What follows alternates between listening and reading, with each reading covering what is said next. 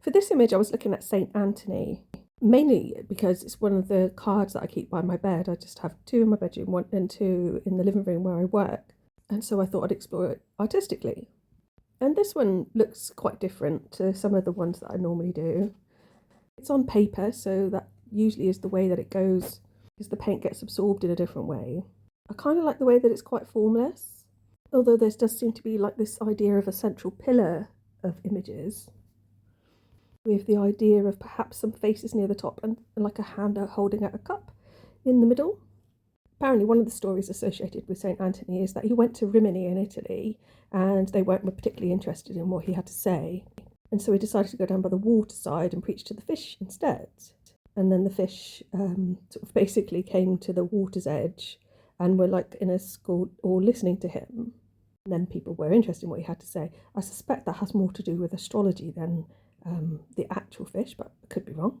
Funnily enough, I think that cup that's being held out has to do with a monstrance or ostensorium, a vessel intended for the exposition of the Blessed Sacrament.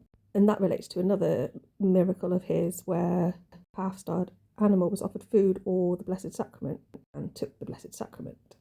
So this pink part looks like the bottom half of a leg, maybe, with like a pincer claw coming off towards this number 4. There's this sort of statue in front of it, which is reminding me of the phrase "hold your horses." What I found really funny is on the top there, I can't see the bit on the far left, but there is what looks to me like a Hebrew letter, number 4, of, and then om. I couldn't work out if the letter is Dalet or Resh, because they to me look quite similar. But it occurred to me that actually, if that is Hebrew, then I should read it backwards, and those letters then become mofo, which I don't think is appropriate in the context of a saint, but apparently my subconscious mind does. There's also these two symbols near the bottom. I have no idea what they mean, but judging by that last one, it's probably a good thing.